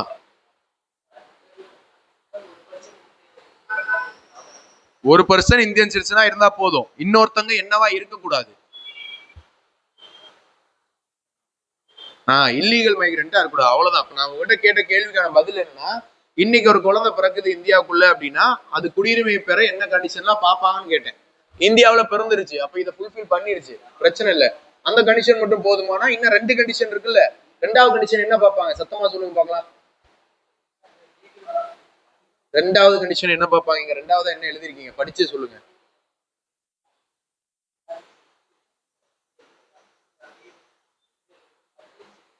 என்ன யாரும் இந்தியன் சிட்டிசனா இல்லையான்னு பார்ப்பாங்க. பேரண்ட்ஸ்ல யாராவது இந்தியன் சிட்டிசனா இருக்கணும். 2வது கண்டிஷன் ஃபுல்ஃபில் ஆயிடுச்சு. இந்த 2 கண்டிஷன் ஃபுல்ஃபில் ஆனது 3வது கண்டிஷனா என்ன பார்ப்பாங்க? இன்னொரு பேரண்ட் வந்து இல்லீகல் மைக்ரண்டா இருக்கக்கூடாது. ஸோ இதை வச்சுதான் இன்னைக்கு பிறக்கிற குழந்தை இந்தியன் சிட்டிசனா இல்லையான்னு சொல்லுவாங்க. இந்த 3ல ஏதாவது ஒண்ணு இல்லைன்னா கூட அந்த குழந்தை இந்தியன் சிட்டிசனா ஆக முடியாது. இந்தியாக்குள்ளதான் பிறந்திருக்கு, ஆனா அவங்க தாய் தந்தையர் ஃபாரினர்ஸ், இந்தியன் சிட்டிசன் ஆக முடியாது. இந்தியாக்குள்ளதான் பிறந்திருக்கு, அவங்க தாய் இந்தியன் சிட்டிசன், ஆனா தந்தை இல்லீகல் மைக்ரண்ட், அவங்க சிட்டிசன்ஷிப் வாங்க முடியுமா? அந்த குழந்தைக்கு சிட்டிசன்ஷிப் கொடுப்பாங்களா? கொடுக்க மாட்டாங்க. அவ்வளவுதான் கண்டிஷன். இது பெரிய விஷயம்லாம் இல்ல. நீங்க சிட்டிசன் இல்லையா, நீங்க இந்த நாட்டோடைய குடிமகனா இல்லையான்னு பார்த்து சில கண்டிஷன்ஸ் ஃபுல்ஃபில் பண்ணணும். இது இந்த டைம் லைன்ல பிறந்திருந்தா இந்த கண்டிஷன். ஆனா நமக்கு இந்த டைம் லைன் இல்ல, நமக்கு அதுக்கு முன்னாடி இருந்த டைம் லைன். அப்ப என்ன ரூல் இருந்ததுன்னா, இன்னொருத்தங்க இல்லீகல் மைக்ரண்ட் ஆனாலும் பார்க்கல. அப்போ யாராவது ஒருத்தங்க இந்தியன் சிட்டிசனா இருந்தாலே போதும். 2 பேரும் இருந்துட்டா பிரச்சனை இல்லை, ஒருத்தர் இருந்தாலும் போதுமானது. அப்படிதான் நம்ம குடியுரிமை பெற்றோம். அப்ப நீங்க எந்த வழியில குடியுரிமை பெற்றீங்க? பிறப்பின் அடிப்படையில் குடியுரிமை பெற்றிருக்கீங்க. வம்சாவளியின் அடிப்படையில் பெற்றவர்களுக்கு இந்த டைம் லைன்ல பிறக்கிற குழந்தைங்களுக்கு இந்த கண்டிஷன். இந்த டைம் லைனுக்குள்ள ஒரு குழந்தை வெளிநாட்டுல பிறந்திருக்குன்னா இந்த கண்டிஷன். இந்த டைம் லைன்ல ஒரு குழந்தை வெளிநாட்டுல பிறந்திருக்குன்னா இந்த கண்டிஷன். புரியுதுங்களா? இது எந்த டைம்ல பிறந்திருக்கு, அப்ப என்ன கண்டிஷன், அதை தான் இங்க கொடுத்துருக்கேன். அப்ப இன்னைக்கு ஒரு குழந்தை வெளிநாட்டுல பிறக்குது, இந்திய வம்சாவளி குழந்தை அப்படின்னா, அந்த குழந்தை இந்திய குடிமகனா அங்கீகரிக்க என்ன கண்டிஷன்ஸை ஃபுல்ஃபில் பண்ணிருக்கணும்? அதான் என்ன கண்டிஷனை ஃபுல்ஃபில் பண்ணிடணும். இன்னைக்கு பிறக்குதுன்னா இதை தான் பார்க்கணும். இது முடிஞ்சு போன டைம் லைன், அந்த கண்டிஷன் பார்க்க கூடாது. சரி, நான் உங்கள்கிட்ட கேட்கிறேன், இதை பார்த்து சொல்லுங்க, நல்லா தெளிவா பார்த்து சொல்லுங்க. டிசம்பர் மாதம் 1ஆம் தேதி 1992 யுஎஸ்ஏல ஒரு குழந்தை வந்து பிறக்குது, இந்திய வம்சாவளி குழந்தை. அந்த குழந்தைக்கு இந்தியன் சிட்டிசன்ஷிப் கொடுப்பாங்களா இல்லையா, அதை கொடுக்கறதுக்கு என்ன கண்டிஷனை பார்ப்பாங்கன்னு சொல்லுங்க பார்க்கலாம். என்னங்க சார்? வெளிநாட்டுல இந்திய வம்சாவளி குழந்தை பிறக்குது, டிசம்பர் 1ஆம் தேதி 1992. அவங்க எப்படி தரமாட்டாங்கன்னு சொல்றீங்க? ஏன் தரமாட்டாங்க? ஃபாதர் இந்தியன் சிட்டிசனா இருந்தா போதும், இந்தியாவுக்குள்ள இருக்கணும்ன்றது வேற. இப்ப நீங்க இந்தியன் சிட்டிசன் தான், நீங்க வெளிநாட்டுல போய் தங்கி இருக்கீங்க. அப்படி வெளிநாட்டுல போய் தங்கி இருக்கும் போது நீங்க ஒரு ஃபாரினரை வந்து திருமணம் பண்ணிக்கிறீங்கன்னு வச்சுக்கலாம். ஃபாரினர் திருமணம் பண்ண பிறகு உங்களுடைய குழந்தை வெளிநாட்டுல பிறக்குது, அப்ப அது குடியுரிமையை தரமாட்டாங்களா? நீங்க இந்தியன் சிட்டிசன், நீங்க வெளிநாட்டுல போய் தங்கி இருக்கீங்க, அப்போ உங்களுடைய குழந்தை அங்க பிறக்குது, தருவாங்க. அதுதான் இங்க கொடுத்துருக்காங்க. இந்த டைம் லைனுக்குள்ள உங்க வம்சாவளி குழந்தை எங்கேயாவது பிறக்குது, இந்தியன் சிட்டிசனுடைய வம்சாவளி குழந்தை வெளிநாட்டுல பிறக்குதுன்னா, அவங்க ஃபாதர் இந்தியன் சிட்டிசனா இருக்கிற பட்சத்துல அந்த குழந்தைக்கும் சிட்டிசன்ஷிப் கொடுத்துருவாங்க. இதே அந்த டைம் லைன்ல பிறக்கல, இந்த டைம் லைனுக்குள்ள பிறந்திருக்கு அப்படின்னா, அந்த குழந்தை வெளிநாட்டுல பிறந்த குழந்தையில ஃபாதர் இல்ல மதர் யாராவது ஒருத்தங்க இந்தியன் சிட்டிசனா இருந்தா கொடுத்துட்டாங்க அந்த குழந்தைக்கு சிட்டிசன்ஷிப். இல்ல அந்த டைம் லைன்ல குழந்தை பிறக்கல, இந்த காலகட்டத்தில் இன்னைக்கு பிரசன்ட்ல பிறக்குதுன்னு வச்சுக்கோங்களேன், இந்திய வம்சாவளி குழந்தை வெளிநாட்டுல பிறக்குதுன்னு வச்சுக்கோங்களேன், அது சில கண்டிஷன்ஸை பாக்குறாங்க. என்ன கண்டிஷன் பாக்குறாங்கன்னா, அந்த குழந்தையோட தாய் தந்தையர், அந்த குழந்தை பிறக்கும் பொழுது அந்த குழந்தையோட தாய் தந்தையர்ல யாராவது ஒருத்தங்க இந்தியன் சிட்டிசனா இருக்காங்களா, அந்த கண்டிஷன் பார்ப்பாங்க. 2வது கண்டிஷன், அந்த குழந்தை பிறந்ததுல இருந்து 1 வருடத்திற்குள்ள அங்க இருக்கக்கூடிய இந்திய தூதரகத்துல அந்த குழந்தையோட பிறப்பை பதிவு செய்யணும், ரெஜிஸ்டர் பண்ணணும். இந்த 2 கண்டிஷனும் ஃபுல்ஃபில் ஆயிடுச்சுன்னா அந்த இந்திய வம்சாவளி குழந்தைக்கு இந்தியன் சிட்டிசன்ஷிப் கொடுப்பாங்க. இதுதான் வம்சாவளியின் அடிப்படையிலான குடியுரிமை. நான் பிரசன்ட்லன்னு கேட்டா நீங்க இந்த கண்டிஷன் தான் சொல்லணும். இந்த டைம் லைனுக்குள்ள பிறக்கிற குழந்தைங்களுக்கு அந்த கண்டிஷன், இதுக்குள்ள பிறகுற குழந்தைங்களுக்கு அந்த கண்டிஷன். இதெல்லாம் மாத்திக்கிட்டாங்க. ஃபர்ஸ்ட் ரூல் வேற மாதிரி இருந்து, இப்ப ரூல் வேற மாதிரி இருக்கு. சரியா? சோ அடுத்து 3வது third way of gaining citizenship. By birth, by descent முடிச்சாச்சு. அடுத்து பை ரெஜிஸ்ட்ரேஷன், பதிவு செய்தல் மூலமாக. பை ரெஜிஸ்ட்ரேஷன்,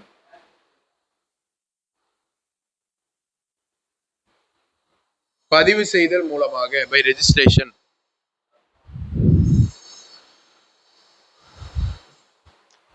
சார், நான் வந்து இந்தியாவில பிறக்கல, இந்தியாவில பிறந்திருந்தா பிறப்பின் அடிப்படையில் குடியுரிமை பெற்றிருக்கலாம். அல்லது நான் இந்திய வம்சாவளியே இல்லை, இந்தியா கூட நான் துளியும் சம்மந்தப்படலை, எங்க தாய் தந்தையரோ எங்க கிராண்ட் ஃபாதரோ யாருமே இந்திய வம்சாவளி கிடையாது, ஆனா நான் இந்திய குடிமகன் ஆகணும். அப்படி யாராவது நினைச்சா அதுக்கான வழி ஏதாவது இருக்கான்னு கேட்டீங்கன்னா, ரெஜிஸ்ட்ரேஷன், பதிவு செய்தல் மூலமாக ஒருத்தர் இந்திய குடியுரிமையை பெற முடியும். அது என்ன சார் பதிவு செய்தல் மூலமாக அப்படின்னா, இப்போ இந்தியன் ஒருத்தரை திருமணம் பண்ணிக்கிறாங்கன்னு வச்சுக்கோங்களேன் வெளிநாட்டவர்கள். அப்ப இந்தியரை திருமணம் பண்ணிக்கக்கூடிய வெளிநாட்டவர்கள் ஒரு 7 வருஷம் தொடர்ச்சியாக இந்தியாவில் இருந்து ஒரு அப்ளிகேஷன் போட்டு பதிவு செஞ்சாங்கன்னா அவங்களுக்கு சிட்டிசன்ஷிப் கொடுத்துருவாங்க. இதுதான் ரெஜிஸ்ட்ரேஷன். உதாரணத்துக்கு ரியல் லைஃப் எக்ஸாம்பிளா நமக்கு சோனியா காந்தி இருக்காங்க. சோனியா காந்தி கேள்விப்பட்டிருக்கீங்களா? காங்கிரஸ்ல இருப்பாங்க. அவங்க இந்தியனே கிடையாது, அவங்க இட்டலியை சேர்ந்தவங்க. ஆனா இன்னைக்கு அவங்களுக்கு இந்திய குடியுரிமை இருக்கு. காரணம் என்னன்னா, அவர் இந்தியரை திருமணம் பண்ணிக்கிட்டாங்க சோனியா காந்தி. திருமணம் பண்ணிட்டு இந்தியாவுக்குள்ள 7 வருடம் அவங்க வந்து தங்கியிருந்தாங்க. அதனால அவங்களுக்கு இந்திய குடியுரிமை அப்படின்றது வழங்கப்பட்டிருக்கு. ஸோ அப்படி வெளிநாட்டுல இருக்கிறவங்க இந்தியர்களை திருமணம் செய்து இங்க 7 வருடம் இருந்தாலோ, அல்லது இந்திய வம்சாவளியை சேர்ந்தவர்கள் இங்க ஒரு 7 வருடம் இருந்தாலோ 7 இயர்ஸ் இருந்து ரெஜிஸ்டர் பண்ணாங்க, அவங்களுக்கு சிட்டிசன்ஷிப் கொடுத்துருவாங்க. சரிங்களா? ஸோ எவ்வளவு டைம் பீரியட் இருக்கணும் அப்படின்னா 7 இயர்ஸ், 7 வருடம். So persons married to Indian சிட்டிசன்ஸ்க்கு, இந்த இந்திய குடிமகன்களை திருமணம் செய்து கொள்பவர்களுக்கு இந்த ரெஜிஸ்ட்ரேஷன் மூலமாக, பதிவு செய்தலின் மூலமாக குடியுரிமையை பெற முடியும். சரியா? அதே போல person of Indian origin, person of Indian origin வம்சாவளி, இந்திய வம்சாவளியை சேர்ந்தவங்க தான், ஆனா இப்ப குடியுரிமை இல்லை. அப்ப என்னால மறுபடியும் குடியுரிமை பெற முடியுமானா, நான் நேரடியா வந்து இந்தியாவில் 7 வருடம் பர்மிஷன் வாங்கி தங்கி அதுக்கப்புறம் நான் அப்ளிகேஷன் போடுறேன்னா இந்தியன் சிட்டிசன்ஷிப் கொடுத்துருவாங்க. சரியா? அடுத்து 4வது வழி. மொத்தம் எத்தனை வழிகள் சொன்னோம்? எத்தனை வேஸ் ஆஃப் கெய்னிங் சிட்டிசன்ஷிப்? எத்தனை வழிகள் மொத்தம்? 5 வழிகள் சொன்னோமா? எத்தனை பார்த்துருக்கோம்? 3 பார்த்துட்டோம். இன்னும் 2 இருக்கு. அடுத்து 4வது பை நேச்சுரலைசேஷன், இயல்புரிமை மூலமாக. பை நேச்சுரலைசேஷன்,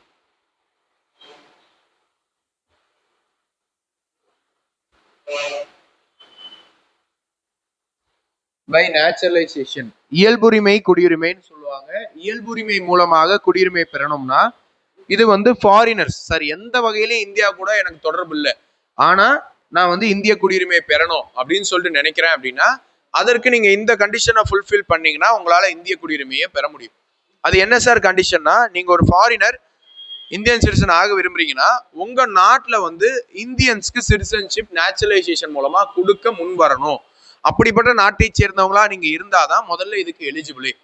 நீங்க எந்த நாட்டை சேர்ந்தவங்களா இருக்கீங்களோ அந்த நாட்டுல இந்தியன்ஸ் போகும்பொழுது அவங்களுக்கு இயல்புரிமை மூலமா குடியுரிமை வழங்கப்படும். இந்தியன்ஸ்க்கு அங்க சிட்டிசன்ஷிப் கொடுக்காத நாட்டுல இருந்து நீங்க வரீங்கன்னா உங்களுக்கும் சிட்டிசன்ஷிப் கிடையாது. ஃபர்ஸ்ட் ரூல் அது. 2வது ரூல் என்னன்னா, இந்தியாவுக்குள்ள ஒட்டுமொத்தமாக ஒரு 11 வருடம் நீங்க தங்கி இருக்கணும். 11 இயர்ஸ் பிளஸ் 12 மந்த்ஸ் கன்சிக்யூட்டிவா.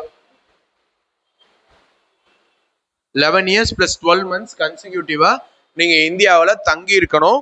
அதற்கு அப்புறம் தான் நீங்க அப்ளிகேஷன் போட்டு இந்த குடியுரிமையை பெற முடியும். கூடுதலாக நீங்க 8வது அட்டவணையில் இருக்கக்கூடிய 8th ஸ்கெடியூல்ல இருக்கக்கூடிய அங்கீகரிக்கப்பட்ட இந்திய மொழிகளில் ஏதாவது ஒரு மொழியில புலமை பெற்று இருக்கணும். 8வது அட்டவணையில் இருக்கக்கூடிய அங்கீகரிக்கப்பட்ட இந்திய மொழிகள்ல ஏதாவது ஒரு மொழியில உங்களுக்கு அதாவது புலமை இந்த சென்ஸ் அதுல நீங்க வெல்வர்ஸ்டா இருக்கணும். அதை நீங்க கற்று தேர்ந்தெடுக்கணும். 3வது நீங்க ஒரு குட் கேரக்டரோட இருக்கணும். ஸோ இந்த மாதிரி கண்டிஷன்ஸ் ஃபுல்ஃபில் பண்ணீங்கன்னா உங்களுக்கு இயல்புரிமை மூலமாக குடியுரிமைன்றது வழங்கப்படும். ஸோ முதல் கண்டிஷன், நீங்க வெளிநாட்டவர், உங்க நாட்டுல இந்தியர்கள் போறாங்கன்னா இந்தியர்களுக்கு நேச்சுரலைசேஷன் மூலமா அங்க குடியுரிமை வழங்கப்பட்டிருக்கணும். அப்படி அந்த கண்டிஷன் இருந்தாதான் முதல்ல நீங்க கன்சிடரே பண்ணுவாங்க. அடுத்து நீங்க 11 இயர்ஸும் பிளஸ் 12 மந்த்ஸ் நீங்க கன்சிக்யூட்டிவா இந்தியாவில் இருந்து அதுக்கப்புறம் தான் இதுக்கு அப்ளிகேஷனே போட முடியும். அதன் பிறகு நீங்க 8வது அட்டவணையில் இருக்கக்கூடிய ஏதாவது ஒரு இந்திய மொழியில நீங்க நன்கு கற்று தேர்ந்திருக்கணும். அப்பதான் உங்களுக்கு கொடுப்பாங்க. நல்ல ஒரு குட் கேரக்டரோட இருக்கிற பர்சனா இருந்தா நீங்க ஃபாரினரா இருந்தாலும் நேச்சுரலைசேஷன் மூலமாக குடியுரிமையை பெற முடியும் அப்படின்னு அர்த்தம். ஸோ அடுத்து கடைசி வழி by incorporation of territory.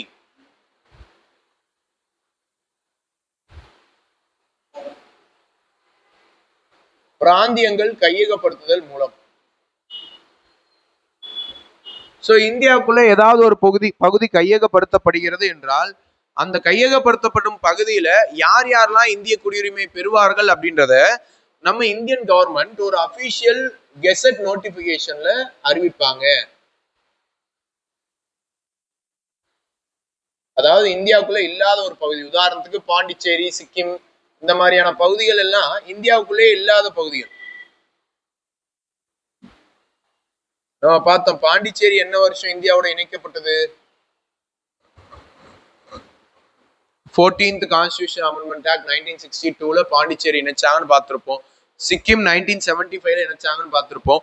So அந்த மாதிரி இந்தியாவுக்குள்ள இணைக்கப்பட்ட போது அந்த பகுதியில இருந்த மக்கள்ல யாருக்கெல்லாம் இந்திய குடியுரிமை வழங்கப்படும்ன்றத இந்தியன் கவர்மெண்ட் ஒரு அபிஷியல் கெசட் நோட்டிபிகேஷன் மூலமா அவங்க வந்து அறிவிப்பாங்க. இதுதான் last way of gaining citizenship by incorporation of territory. பிராந்தியங்களை கையகப்படுத்துவதன் மூலம் குடியுரிமை அப்படின்றது வழங்கப்படுகிறது. ஸோ இதுதான் 5 வழிகளில் குடியுரிமை பெறுதல்: பிறப்பின் அடிப்படையில், வம்சாவளியின் அடிப்படையில், பதிவு செய்தலின் அடிப்படையில், இயல்புரிமையின் அடிப்படையில், 5வது பிராந்தியங்களை கையகப்படுத்துதலின் மூலமாக குடியுரிமை பெற முடியும். அப்ப இந்தியாவில் யாராவது இந்தியன் சிட்டிசன் சொல்றாங்கன்னா இதுல ஏதாவது ஒரு வழியில தான் அவங்க இந்தியன் சிட்டிசனா அங்கீகரிக்கப்பட்டிருப்பாங்க. இப்ப நீங்க இதுல எந்த வழியில குடியுரிமை பெற்றிருக்கீங்க? இந்த 5ல என்ன கண்டிஷன்ல உங்களுக்கு குடியுரிமை கிடைச்சிருக்கு? இந்த 5 கண்டிஷன்ல எந்த கண்டிஷன்ல உங்களுக்கு குடியுரிமை வழங்கியிருக்காங்க? என்ன குடியுரிமை? பை பர்த், பிறப்பின் அடிப்படையில குடியுரிமை. நீங்க பிறந்த காலகட்டத்துல நீங்க இந்தியாவில் பிறந்திருந்தீங்க, உங்க தாய் தந்தையர் 2 பேருமே குடிமகனா இருந்தாங்க, இந்திய குடிமகன், அதனால உங்களுக்கு குடியுரிமை கொடுத்துட்டாங்க. மேபி உங்க தாய் தந்தையர்ல யாராவது ஒருத்தர் தான் இந்திய குடிமகனாக இருந்திருந்தா அப்பயுமே உங்களுக்கு கிடைச்சிருக்கும். பட் இப்ப பிரசன்ட்ல பாத்தீங்கன்னா ஒருத்தர் இந்திய குடிமகனாக இருந்து இன்னொருத்தங்க இல்லீகல் மைக்ரண்டா இல்லாத பட்சத்துல அவங்களுக்கு குடியுரிமை கிடைக்கும். சரியா? ஸோ ஒரு ஃபாரினர் இந்திய குடியுரிமையை பெறணும், இந்தியா கூட ஒட்டுறவே அவங்களுக்கு இல்லை, இந்தியாவில திருமணம் பண்ணிக்கல, இந்திய வம்சாவளியை சேர்ந்தவங்க இல்லை, இந்தியாவில் பிறக்கல, ஒரு ஃபாரினர், கம்ப்ளீட் ஃபாரினர் இந்தியாவில் குடியுரிமை பெறணும்னா அவங்களுக்கு இந்த 5 வழிகள்ல என்ன வழியின் மூலமா அவங்க பெறலாம்? இந்த 5 வழிகள்ல எந்த வழியின் மூலமாக பெறலாம்? Complete foreigner.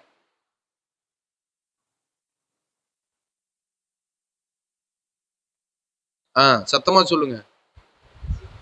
பை டிசன்ட் அப்படின்றீங்களா? அதுதான் இந்திய வம்சாவளியாச்சே, அதுல எப்படி ஃபாரினர் பெற முடியும்? உங்க தாய் தந்தையெல்லாம், நான் என்ன கேட்கிறேன் புரியுதா? சுத்தமா இந்தியா கூட உங்களுக்கு சம்மந்தமே இல்லை, நீங்க குடியுரிமை பெற முடியுமா? முதல் கேள்வி. சுத்தமா இந்தியா கூட சம்பந்தம் இல்லாத ஒரு ஃபாரினரால பெற முடியுமா? முடியாது. அப்புறம் 4வது என்ன எழுதியிருக்கோம்? By naturalisation. அது ஃபாரினர்ஸ்க்கு தானே, ஃபாரினர்ஸ்க்கு அதுதான் நான் சொன்னேன், அது ஃபாரினர்ஸ் குடியுரிமை பெறுவதற்காக. சரியா? ஒரு ஃபாரினர் இந்தியோட திருமணம் செஞ்சுக்கிறாங்க, இந்திய குடிமகனை திருமணம் செஞ்சுக்கிறாங்க. அப்ப அவங்க இந்திய குடியுரிமை பெற என்ன வழியின் மூலமாக, இந்த 5 வழியில என்ன வழியின் மூலமாக அவங்க பெறலாம்? பார்த்து சொல்லுங்க. 5 வழியில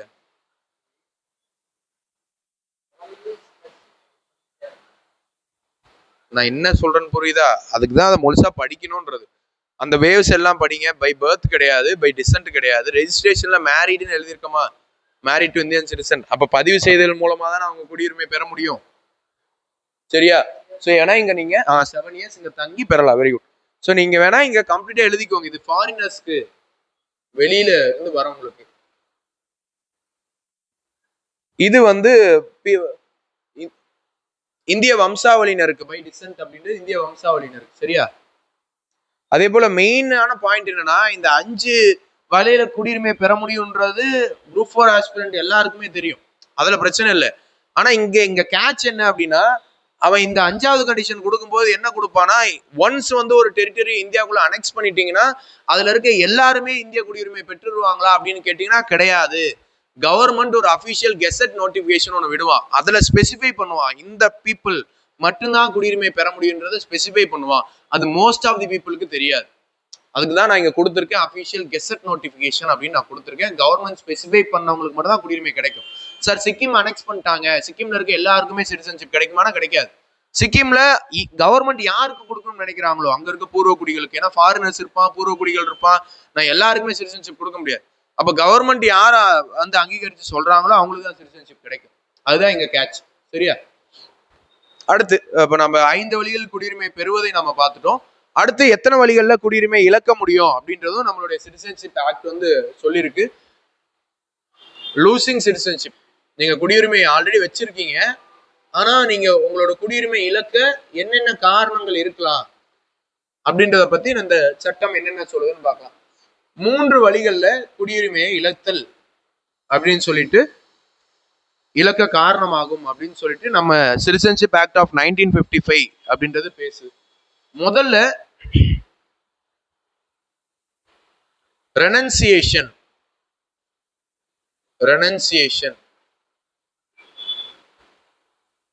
voluntarily giving up.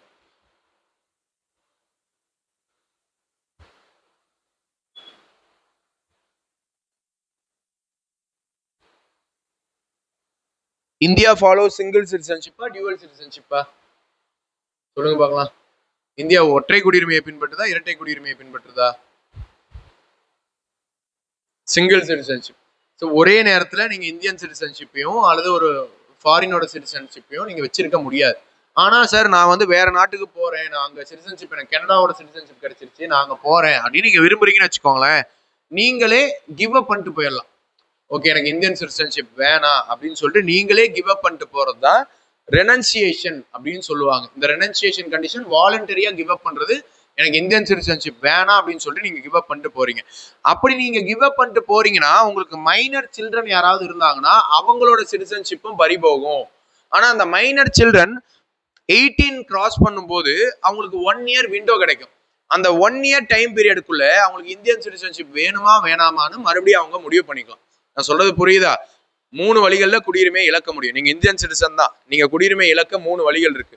ஒரு வழி என்னன்னா, இந்தியா சிங்கிள் சிட்டிசன்ஷிப் ஃபாலோ பண்றதுனால நீங்க வேறு நாட்டுல குடியுரிமை பெறீங்கன்னா இந்திய குடியுரிமையை வச்சுக்க முடியாது. அதனால நீங்க ஃபார்முலா எனக்கு வேற நாட்டுல குடியுரிமை கிடைக்குது, அதனால நான் இந்திய குடியுரிமையை உங்ககிட்ட ஒப்படைக்கிறேன்னு சொல்லி நீங்க கிவ் அப் பண்ணிட்டு போயிடலாம். அப்படி நீங்க கிவ் அப் பண்ணிட்டு போயிட்டீங்கன்னா, சப்போஸ் உங்களுக்கு மைனர் சில்ட்ரன் இருக்காங்கன்னா அவங்களுடைய சிட்டிசன்ஷிப்பும் ரத்தாகும். நீங்க கிவ் அப் பண்ணாலுமே உங்க குழந்தைகளோட சிட்டிசன்ஷிப் ரத்தாகும். ஆனா அந்த குழந்தைகள் மைனரா இருக்கிறதுனால 18+ ஆகுற வரைக்கும், 18 வயசு முடிகிற வரைக்கும், 18 வயசு முடிஞ்சதுக்கு அப்புறம் ஒரு 1 இயர் அந்த குழந்தைங்களுக்கு டைம் கொடுப்பாங்க. நீங்க இந்தியன் சிட்டிசனா தொடர விரும்புறீங்களா அல்லது இந்தியன் சிட்டிசன்ஷிப் வேணாமான்னு. அப்போ அந்த குழந்தைகள் முடிவெடுத்துக்கொள்ளலாம் இந்தியன் சிட்டிசன்ஷிப் வேணுமா வேணாமா அப்படின்னு சொல்லிட்டு. சரியா? இதுதான் ஃபர்ஸ்ட் ரெனன்சியேஷன் அப்படின்றது. அடுத்து 2வது வழியில குடியுரிமை எப்படி இழக்க முடியும் அப்படின்னா டெர்மினேஷன்.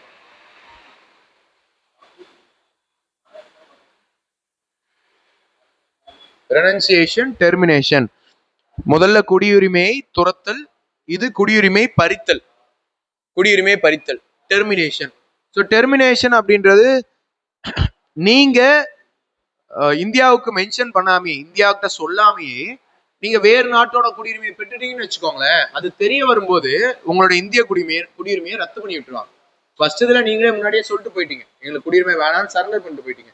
இப்ப நீங்க சொல்லாமே வேறு நாட்டோட குடியுரிமையை பெற்றுட்டீங்க, அல்லது போர் சூழல்ல உங்க எதிரி நாட்டுக்கு நீங்க உதவிட்டீங்க அப்படின்ற பட்சத்துல உங்களுடைய குடியுரிமை அப்படின்றது ரத்து பண்ணி விட்டுருவாங்க. ஸோ இதான் டெர்மினேஷன் அப்படின்னு சொல்லுவாங்க. ஸோ இது வந்து சிட்டிசன்ஷிப் டெர்மினேட்டட் பை கவர்மெண்ட்.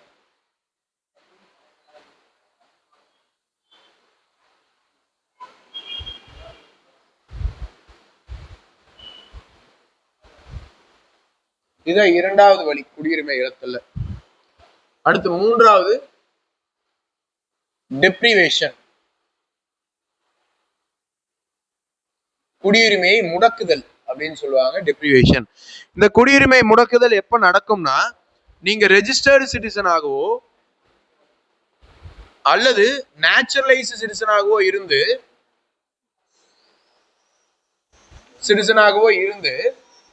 நீங்க ஃபால்ஸ் இன்ஃபர்மேஷன் கொடுத்து அதன் மூலமா நீங்க சிட்டிசன்ஷிப் பெற்றிருக்கீங்க அப்படின்னு சொல்லி தெரிய வர பட்சத்துல உங்களுடைய குடியுரிமையை முடக்கிடுவாங்க. உங்களோட குடியுரிமை வேலை செய்யாத மாதிரி முடக்கிடுவாங்க. அதே போல நீங்க ரெஜிஸ்டர்ட் சிட்டிசனா இருந்து அல்லது நேச்சுரலைஸ் சிட்டிசனா இருந்து நீங்க சிட்டிசன்ஷிப் பெற்ற 5 வருஷத்துக்குள்ள வித்தின் 5 இயர்ஸ் நீங்க ரெஜிஸ்டர்ட் சிட்டிசன் ஆர் நேச்சுரலைஸ் சிட்டிசனாக இருந்து within 5 years of gaining citizenship நீங்க 2+ இயர்ஸ் 2+ ஆண்டுகள் ஏதாவது ஒரு நாட்டோட சிறையில அடைக்கப்பட்டிருந்தீங்க அப்படின்னா அப்பவும் உங்களோட குடியுரிமையை முடக்க முடியும். அதே போல நீங்க அரசியலமைப்பை மதிக்காம இருக்கிற போதும் அதை மீறும் பொழுதும் இதை பண்ணுவாங்க. அதே போல 7 இயர்ஸ் தொடர்ந்து 7 ஆண்டுகள் தொடர்ந்து இந்தியாவுல நீங்க இல்லாத பட்சத்துல 7 ஆண்டுகள் தொடர்ந்து நீங்க இந்தியாவுக்குள்ளே வராத பட்சத்துல உங்களோட குடியுரிமை முடக்கப்படும். இதெல்லாம் தான் குடியுரிமை முடக்கத்துக்கான கண்டிஷன்ஸ். ஸோ சிட்டிசன்ஷிப் ஆக்ட்ன்றது 1955ல உருவாக்கப்பட்டது. அந்த சிட்டிசன்ஷிப் ஆக்டின் படி 5 வழிகளில் குடியுரிமையை பெற முடியும், 3 வழிகளில் குடியுரிமையை இழக்க முடியும். அதை வந்து நம்ம பார்த்துட்டோம். இந்த சிட்டிசன்ஷிப் ஆக்ட் ஆனது இது வரைக்கும் ஒரு 6 முறை அப்படின்றது திருத்தப்பட்டிருக்கு.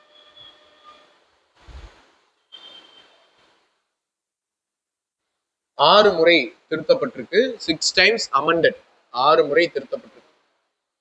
இறுதியாக எப்ப திருத்தப்பட்டது அப்படின்னு சொல்லி கேட்டீங்கன்னா லாஸ்ட் அமெண்ட்மெண்ட்,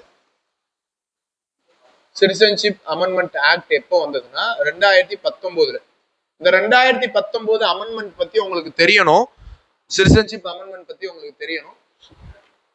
இது என்ன சொல்ல வருது அப்படின்னு சொல்லி பாத்தீங்கன்னா, நம்மளுடைய அண்டை நாடுகள் இருக்கு இல்லையா, ஆப்கானிஸ்தான், பாகிஸ்தான், பங்களாதேஷ், இந்த மாதிரி அண்டை நாடுகள் இருக்கு இல்லையா, முஸ்லீம் மெஜாரிட்டி நாடுகள், அந்த நாடுகள்ல இருந்து முஸ்லிம்கள் அல்லாத மதத்தை சேர்ந்தவங்க, உதாரணத்துக்கு இந்துக்கள், கிறிஸ்டியன்ஸ், ஜொராஸ்ட்ரியன்ஸ், புத்திஸ்ட், ஜெயின்ஸ், இந்த மாதிரி இந்துக்கள் அல்லாத மதத்தை சேர்ந்தவங்க இந்தியாவிற்குள்ள புலம்பெயர்ந்து வந்திருந்தா அவங்களுக்கு 2014க்கு முன்னாடி புலம்பெயர்ந்து வந்திருந்து இந்தியாவுக்குள்ள அவங்க தங்கி இருக்கும் பட்சத்துல அவங்களுக்கு குடியுரிமை வழங்க போறோம் அப்படின்னு சொல்லிட்டு இந்த ஆர்டிகல் வந்து சொல்லுது. சரிங்களா? சாரி, இந்த அமெண்ட்மெண்ட், இந்த திருத்தம் வந்து சொன்னது. இதுதான் கடைசியா நடந்த சிட்டிசன்ஷிப் அமெண்ட்மெண்ட். ஸோ அண்டை நாடுகள்ல, முஸ்லீம் நாடுகள்ல இருந்து மைக்ரேட் ஆகி வந்த சிறுபான்மை மதத்தை சார்ந்தவங்களுக்கு இந்த குடியுரிமை அப்படின்றது வழங்கப்பட்டிருக்கு. Last amendment was done in 2019. Fine. So இதுல என்ன சார், எனக்கு குடியுரிமை எனக்கு ரொம்ப குழப்பமா இருக்கு சார், இதுல என்னென்ன கேட்பாங்க அப்படின்னா இந்த பாயிண்ட்ஸ் எல்லாம் ரொம்ப முக்கியமா ஞாபகம் வச்சுக்கணும். இந்தியா ஃபாலோ சிங்கிள் சிட்டிசன்ஷிப் அப்படின்ற பாயிண்ட். ஸோ இது ஜஸ்ட் ரீகால் தான். இந்தியா ஒற்றை குடியுரிமையை பின்பற்றுகிறது அப்படின்றது ரொம்ப முக்கியம். 2வது, இது என்ன பகுதி, பார்ட் 2. 3வது, ஆர்டிகல்ஸ் என்னென்ன, 5ல இருந்து 11. 4வது, சட்டம் என்ன, சிட்டிசன்ஷிப் ஆக்ட் என்ன வருஷம் அப்படின்னா 1955, 1955. அதுல 5 வழிகள்ல குடியுரிமையை பெற முடியும், 3 வழிகள்ல குடியுரிமையை இழக்க முடியும். இந்த சிட்டிசன்ஷிப் ஆக்ட்ன்றது 6 முறை அமெண்ட் பண்ணப்பட்டிருக்கு. 6 அமெண்ட்மெண்ட்ஸ். கடைசியா நடந்த அமெண்ட்மெண்ட் வந்து 2019. ஸோ இதெல்லாம் கீ பாயிண்ட்ஸ். இந்த கீ பாயிண்ட்ஸ் தான் நீங்க தெரிஞ்சுக்கிட்டீங்கன்னாவே மோஸ்ட்லி இந்த சிட்டிசன்ஷிப் சம்பந்தப்பட்ட கொஸ்டின்ஸ் எல்லாமே போற்ற முடியும். சரியா? ஸோ நமக்கு part 2 citizenship article 5 to 11 citizenship act 5 ways of gaining citizenship, 3 ways of losing citizenship, அதனுடைய அமெண்ட்மெண்ட்ஸ் அண்ட் லாஸ்டா நடந்த அமெண்ட்மெண்ட்ஸ் அப்படின்றத நம்ம முடிச்சிட்டோம். வேற ஏதாவது டவுட்ஸ் இருந்தா நீங்க கேட்கலாம். எந்த டவுட்ஸ் சொல்லணும்னா நம்ம அடுத்த டாபிக் ஃபண்டமெண்டல் ரைட்ஸ் அப்படின்றதுக்குள்ள நம்ம போயிடுவோம். சரியா?